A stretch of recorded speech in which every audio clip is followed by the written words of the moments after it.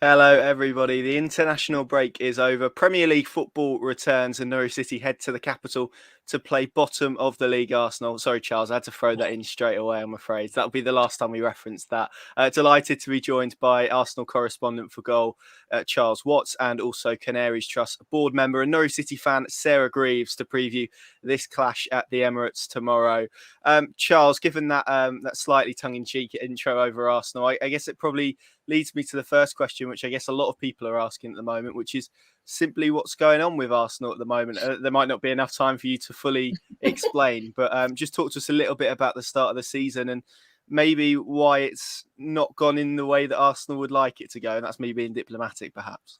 Yeah, it certainly is. It's absolutely not gone to plan. I mean, what's gone wrong for Arsenal? Like you said, I could sit here talking about it for hours on end, but it's been a mixture. There has been a lot of things that have gone against them so far this season. They've had real issues with COVID, real issues of injuries, but that can't excuse some of the performances. I think when you looked at the fixture list at the start of the season, you had Chelsea second game, Manchester City third game. Everyone was expecting to go into this sort of international break probably on maybe with 1 point, hopefully with 3, but that Brentford game on the start of the season was a real blow for them. Again, they had issues. It was only a few hours before kickoff. They thought the game might be postponed because they had so many COVID issues that happened right in the build up to that match. So it wasn't ideal preparation. And to be honest, it looked like a tricky game from the off. Friday night, Brentford's first game back in the Premier League at home in the new stadium. It was always going to be a tough one for Arsenal. And that's the type of game you'd ask any Arsenal fan beforehand, do you think you're going to win that? Most of them would not have said yes with any confidence. So it's been a tricky start to the season, but that can't excuse some of the performances. I think especially the one at Manchester City, even though they went down to 10 men, it was just wave the white flag material. And that was it was a bad sight for everyone to see. And now sitting there, bottom of the table, no wins from 3, not even a goal scored. And it's the performances more than results that have really worried people so far. You know, they've just not created anything. They've not looked like they're going to score a goal. Defensively, they've gone back to what they were prior to last season when they're actually pretty solid. And Arteta's got to find a solution, and it has to start now. You know, this is the start of their season, basically. This little patch of games Arsenal got coming up: Norwich, Burnley, Spurs, and Brighton before the next international break. And if they go into that break still in and around the bottom 3, I think Mikel's going to be under serious pressure if he's even there at all. I was going to ask about kind of that start of the season, because you look into it and you see obviously the issues with COVID, the injuries they've had, Manchester City and then Chelsea. Have you been, look, there's always a lot of noise around Arsenal Football Club anyway, because of the size of football club is the expectation. But have you been a little bit surprised by kind of the response and the media scrutiny that the start of the season has gotten, or is that kind of part and parcel of Arsenal and the way they operate?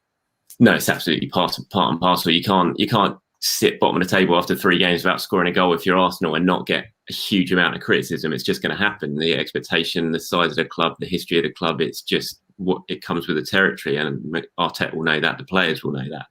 And I think Arsenal going into this season on the back of 2 successive 8th-place finishes in the Premier League, which just isn't good enough. They're out of Europe this season for the first time in 25 years. So, there was always going to be a lot of focus on the start of this season because there's an awful lot of fans who don't think Mikel Arteta is up for the job and that he's the right man. So he needed a good start to ease the pressure off him, and he's had the complete opposite. And so that pressure is just huge now. And so, no, I'm not surprised at all. It was always, as soon as that fixture list came out, you thought he's going to be under pressure at this point, and that's how it's worked out. We'll come back to Mikel Arteta in just a moment. Sarah, let's come to you as a Norwich fan. How do you kind of view this? Because I feel like there's people maybe in 2 camps heading into this weekend. Is this the perfect time to play Arsenal, or actually is it in many ways perhaps the worst time to play Arsenal because of everything that's happened and the need for a result and the pressure that's on Mikel Arteta? Which camp do you kind of fall into? I'm quite excited about tomorrow, I have to say. I'm in this could really kickstart our season. You know, the team have been getting better with every game. You know, we've got the new faces coming in. We're over that pre-season COVID issue.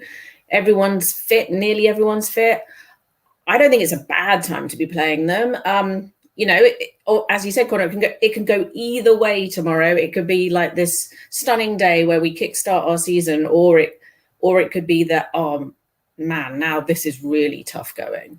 And I'm feeling pretty upbeat about it. I think it's a good time to play Arsenal. Sorry, Charles.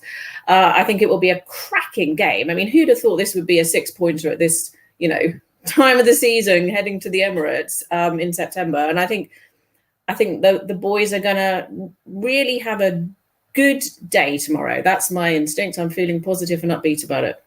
That's brilliant. I mean, we've got this weekend's game probably between the team that was the most active in the window with Norwich. I think Watford might have signed 11 as well, but Norwich have signed 11, and the biggest spenders in Arsenal, which is a really interesting dynamic. Does that performance against Leicester, coupled with the fact, obviously, that Matthias Norman and Ozan Kabak have been added to Norwich's squad, give you a little bit more confidence heading into this weekend, given kind of the obvious deficiencies in Norwich City's squad? I guess notably probably midfield and centre-back. They were the two areas that fans wanted addressed.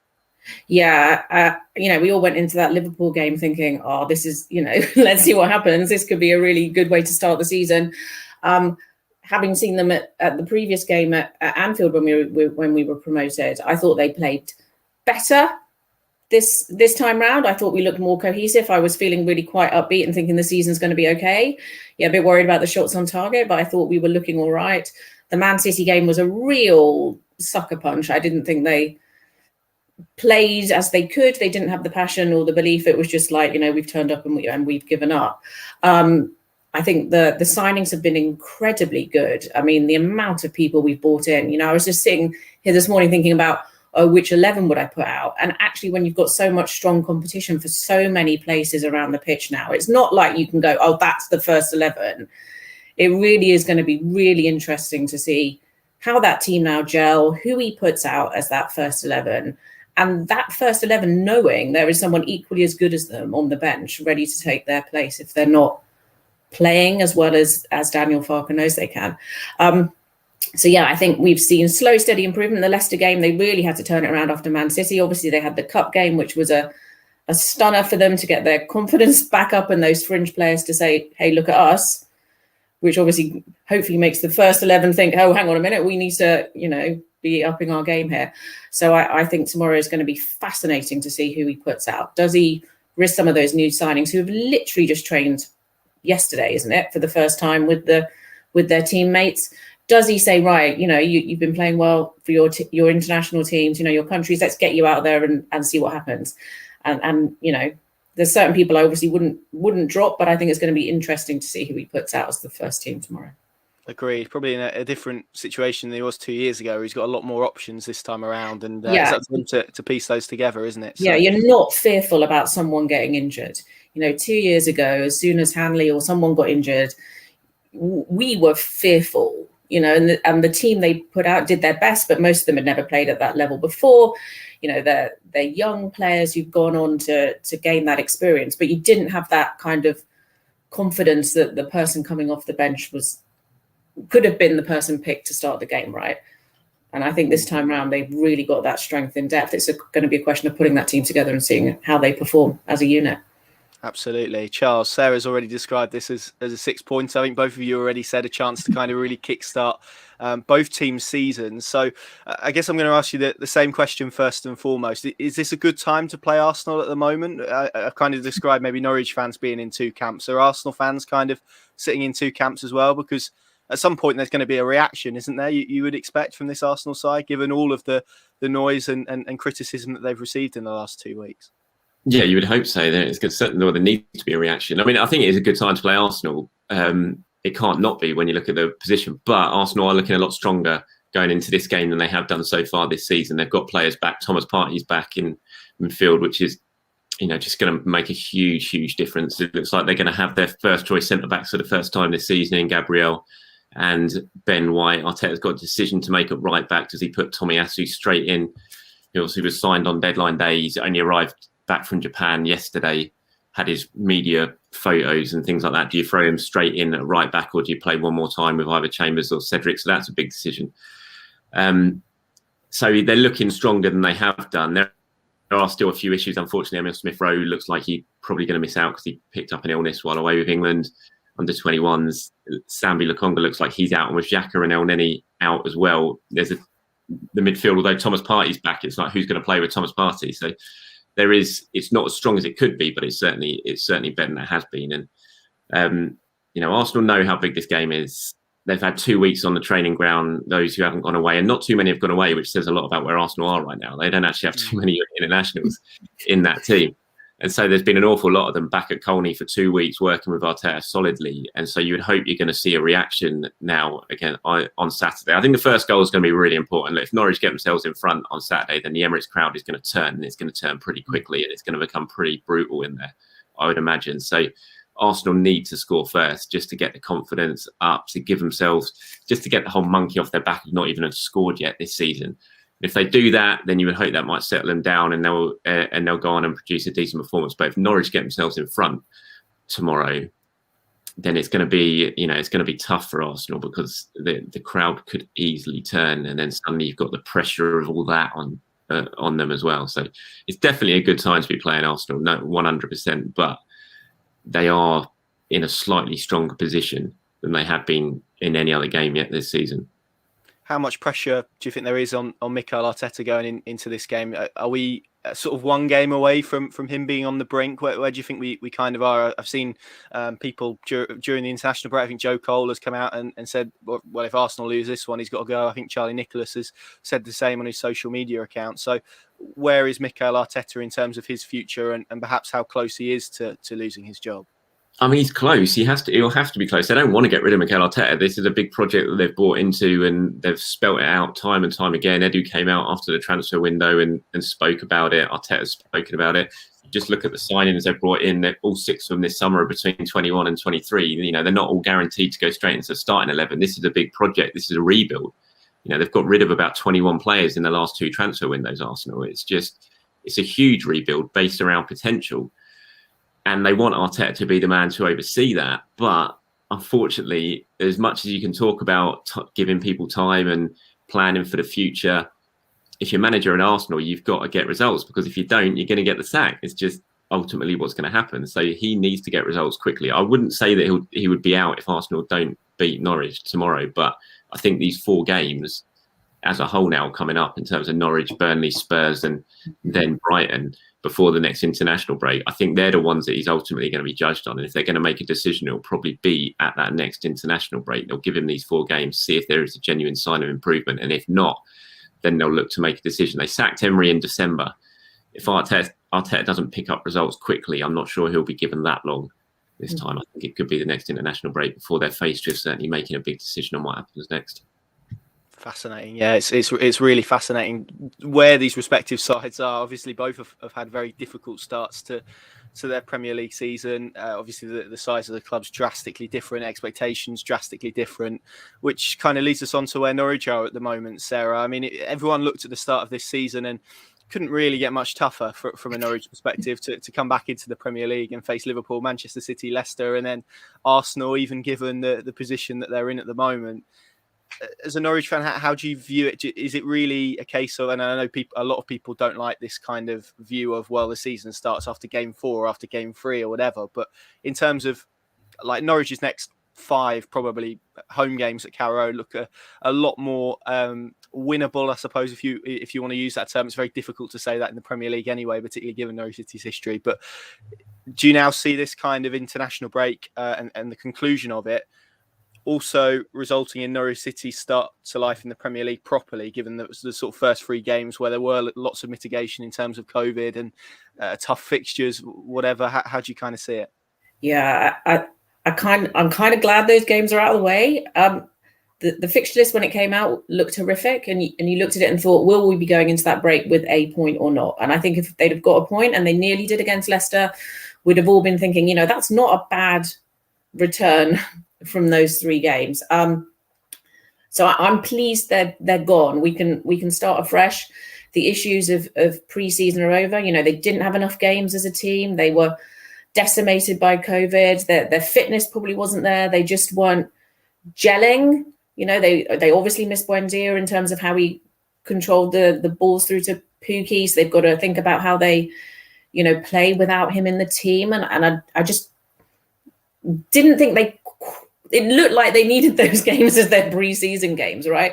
You could sort of see the way they were playing. It was kind of like we were still in pre-season whilst everyone else had started. So in a way, for it to have been those three teams where we might have only expected to get a point, it's kind of okay. If they were three games where we'd have looked at them and gone, you know what, that's potentially 2 wins and a draw away from home or something, I think we'd now be in a very different position. So I'm pleased they're gone. We start again. We go again. You know, we have belief in the team, the way they're playing. We know what they're capable of. I think the new signings look great, like really good signings to have been brought in, not only for morale, but I think the ability and the technical ability that they bring to the team and the positions that they play in. You know, it's the spots that we will all have said we needed strengthening.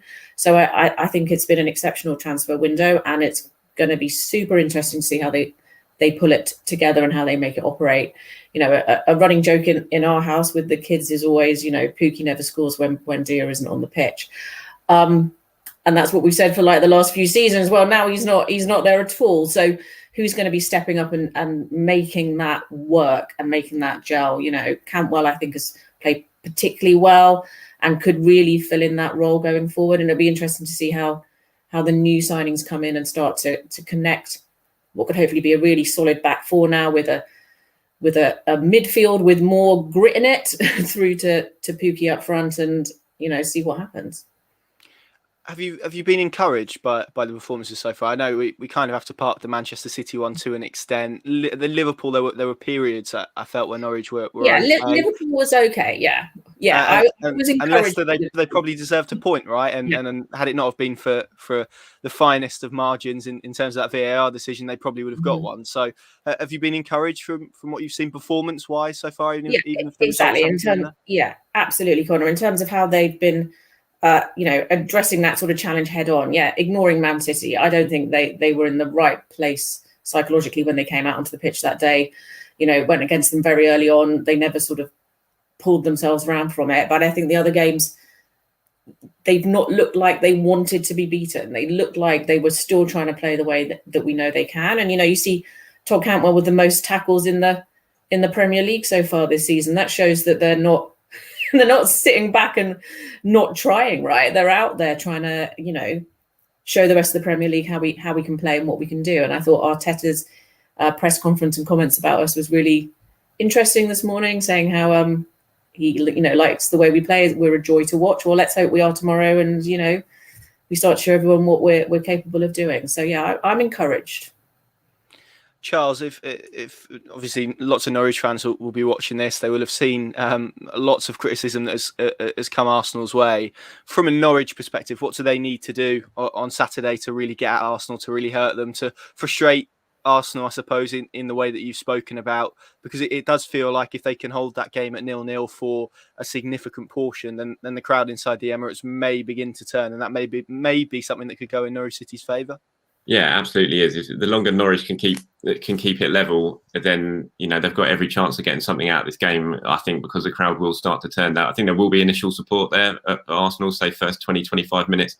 But as we saw in the Chelsea game at the Emirates, that as soon as Chelsea got in front, it began to turn pretty quickly. And if, you know, that's against Chelsea, this is, you know, no disrespect to Norwich, Arsenal fans will be going to the game on Saturday expecting them to beat Norwich. And if Norwich hold them off, which, I mean, Arsenal have only created one big chance in their first 3 games this season, you know, and that was a centre-back with a flick on from a corner, creating that chance. So they've created nothing from open play in the 3 games. So they're not difficult to defend against Arsenal. They haven't been anywhere yet this season, and they weren't at large chunks last season either. So if Norwich keep things tight and don't do anything stupid and keep themselves in the game, then the nerves will grow, the tension will grow, and Arsenal players will show that tension. It's just bound to happen. So that's key. That's going to be absolutely key to Norwich. Just avoid doing anything stupid, because if they do that, Arsenal won't open them up at will, because they struggle with that. They've shown they struggle with that. So it's all about keeping their heads for me in this one for Norwich. And that's what Daniel Farke should be telling them as they head out there, is just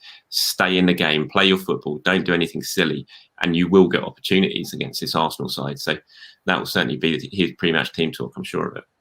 It's really interesting. I'm sure most football fans will have seen chunks of, or certainly read the interview that Edu gave over the international break to Sky Sports. What have you kind of made of Arsenal's transfer policy? Because as you said earlier, biggest spenders in the transfer window, but maybe 2 or 3 signings for the here and now. So if you're an Arsenal fan and you're maybe connecting the net spend to players that are actually going to be in the first team, is that disappointing? Are they kind of buying into the project? How do you kind of view their transfer strategy this summer?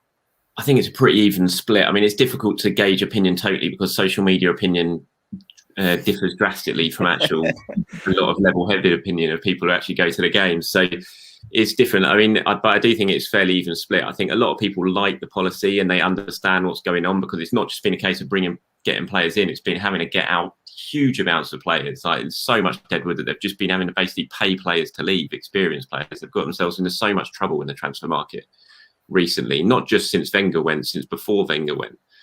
And so they've been having to deal with that, and Arteta's been having to deal with that by getting people out and then bringing people in. But when you get people out in so many numbers, then you have to bring people in, not just for the first team, but to improve the squad. And that's what they've done. So, you know, I thought Edu's interview was, some of it was interesting, and I could clearly see what he was talking about. But when you finished 8th twice in a row, you want to see an immediate improvement if you're an Arsenal fan, as much as you want to buy into the whole project and plan for the future. But you do want to start seeing immediate results on the pitch. And I think one of the main issues is everyone could see, well, most people can see that one of Arsenal's biggest problems in central midfield, and they had a real opportunity to get rid of Granit Xhaka this summer and bring in a real long-term party, shake up that midfield, a long-term partner for Partey, and really shake up that central midfield and make Arsenal stronger. They didn't. They've ended up keeping Xhaka, giving him a new contract. And I think that's frustrated a lot of people. And although everyone quite excited about the signing of Ben White, and I think he's going to be a really good signing, when you shell out £50 million on the centre-back, when you could have invested that in central midfield, I think a lot of people were a little bit, when you had Aaron Ramsdale, that's £75 million basically on your backup goalkeeper and a centre-back, which maybe you didn't necessarily need, when you could have spent that money on really reinvigorating the midfield options at the club. I can see why there's a little bit of disappointment about that. So I think it's fairly split. A lot of people can understand why Arsenal have done it and quite like the direction they're heading. And I'm an Arsenal fan as well. I cover them, but I'm an Arsenal fan as well. And I'm fed up with giving Willian 3-year contracts and paying him a year later to leave the club, and giving Mesut Ozil £350,000 a week and then having to pay him to leave a couple of years later. So I want to see more of a vision for the future. And I like bringing in 21 and 23-year-olds and mixing them in with Emil Smith-Rowe and Bukayo Saka. And I think it is exciting that. But having said that, I also want to see my team winning on the pitch and scoring a goal on the pitch.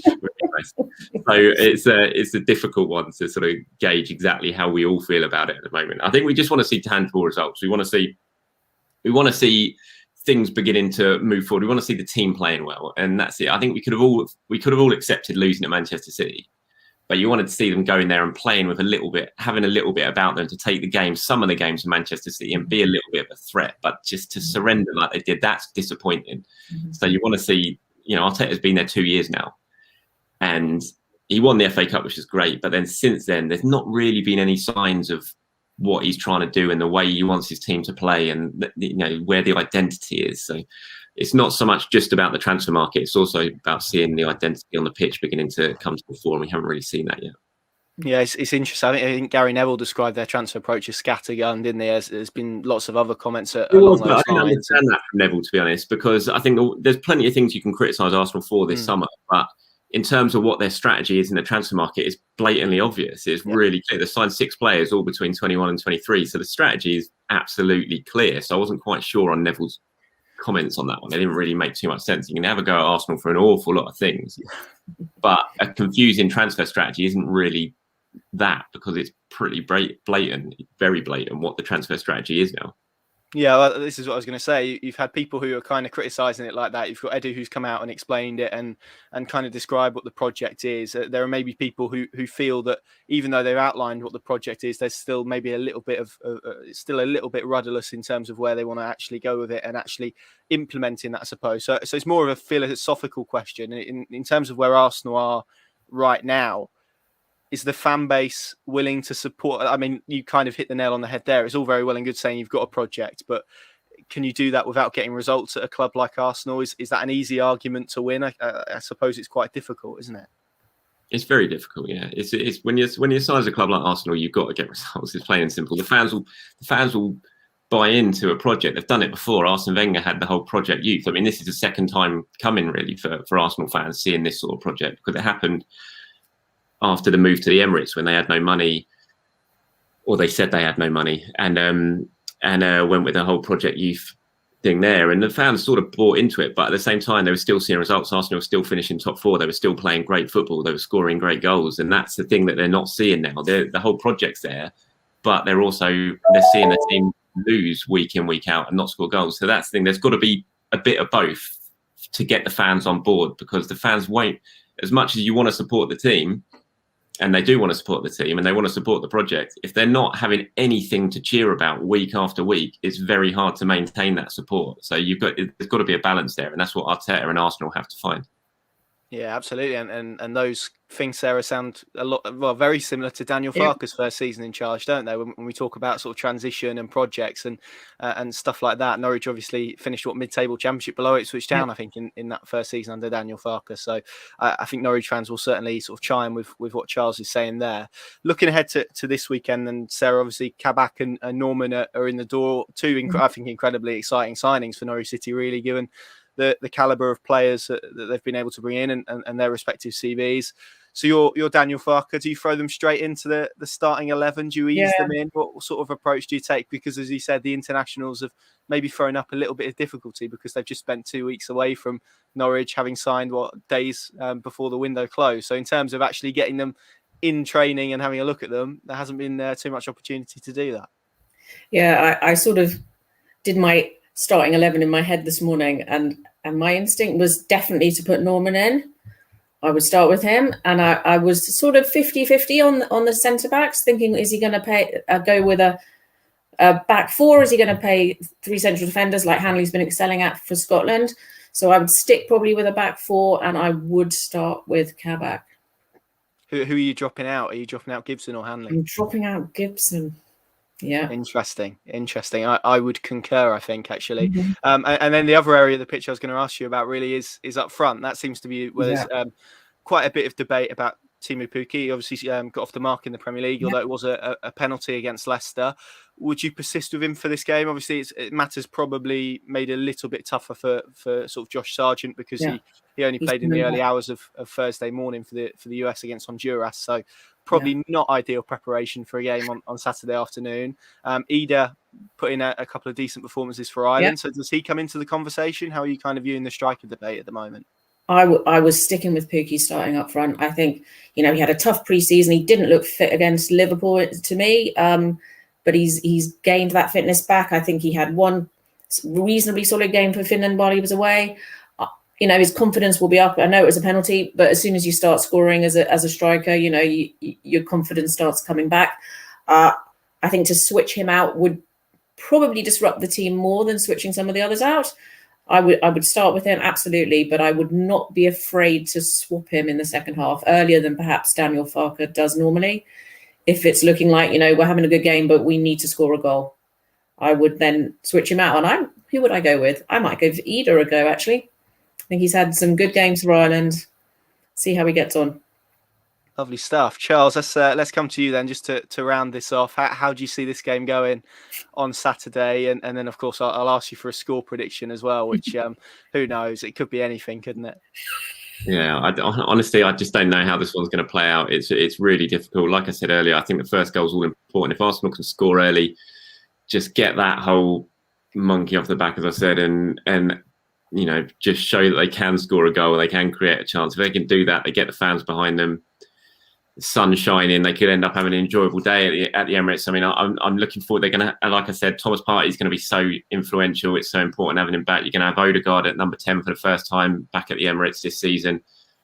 Saka back in the team alongside him. Hopefully a sharp Aubameyang up front. If they can score one, then they could go on. They could end up sort of having a really good day. But if they don't score and Norwich stay in it, and then I can really see what's going to happen at that point, and the noise in the stadium, the tension in the stadium. So it's a really difficult one to call for me. Mm-hmm. I had to you nail them down now and ask for a scoreline. I'm going to say Arsenal win. I think they'll edge it, but it's going to be a tense afternoon. I would love to say Arsenal are going to go and win 4-0, cruise through it and kickstart their season in style, but I just can't see it. I think it's going to be a tense affair and Arsenal might edge it 2-1. Interesting. Sarah, I'll throw that back over to you. How do you see this going from a Norwich perspective? You're usually very optimistic, so I'm hoping for a similar scoreline here. So I feel I can't break my optimism. I'm going to go for the same scoreline as Charles, but reversed. I think I wouldn't be at all surprised if we go behind. It seems to be our sort of mode of operating. We sometimes just sort of lose concentration early on in games, and then that somehow kickstarts us into playing as we can and really getting back into matches. And I think the strength we have on the bench with the striking options we have, especially if we, bring Zolis on towards the end, depending on who he starts with, the pace that we could throw at Arsenal in the last 15 minutes, I think might, if you're not having a good afternoon, and I think it's going to be a rainy day in London tomorrow, not a sunny one, might not be what you want to see. So I think we could well be on for a cracking afternoon, maybe a winner for Norwich in the sort of 85th minute. Let's hope so, Sarah. It makes me shudder just hearing that. Just knowing what the reaction is going to be if it goes wrong tomorrow. It's I can't even. I'm not going to turn my computer on for about a week. I don't think if Arsenal lose. Yeah, I can imagine all that will be thrown in Arsenal's direction if that is the case. Sarah, just finally then, talk to us a little bit about your work with the Canaries Trust in sort of the last well, you tell me 6 months, year or so. Time is difficult. It's a difficult concept at the moment because I'm still working from home, so it's still a little bit difficult. But talk to us a little bit about what you've been doing in terms of female inclusion and obviously the Her Game Too stuff as well. Yeah, so we've been doing a lot directly with the club, which has been great. And I think people will hopefully have seen when they're at Carrow Road now that there's some messages coming up on the board advertising helplines and numbers that female fans at the ground can contact if they're experience any discrimination or just feeling threatened or unsure or unsafe at Carrow Road. The club really want to hear from fans and make sure that they feel comfortable and happy at ground. The problems we see at Norwich aren't that great, but everyone should feel welcome at the football, whatever club you support. And I think that's where the Her Game Too movement has been great for clubs across the country. And, we at the Canaries Trust work closely with them to make sure what we're working with Norwich on is aligned back with the Her Game Too movement. So I think there's still people out there who aren't aware of those movements. Look them up, see how you can support your fellow fans. It's up for female and male fans to support everyone at the ground if they notice things that shouldn't be happening, to flag them up and make sure that football really is a home for everyone. And if you do experience anything yourself, please make sure you report it to the club. They're adamant they want to, stamp all of this out at Carrow Road, whether it's racism, homophobia or sexism, and make sure that everyone is absolutely welcome at the football. Yeah, the Canaries Trust and Sarah are doing some excellent work on that front. So do go and check out what they're doing. They're doing some great stuff. And as Sarah said, all of that advice and support is freely available online should anyone need it. Sarah, Charles, thank you very much for joining me. Thank you all very much for watching. Let us know your score prediction in the comments down below. It's going to be a fascinating afternoon of football at the Emirates, in whichever direction it heads. And let's hope it's a positive one for Norwich City. Thank you very much for watching. See you soon.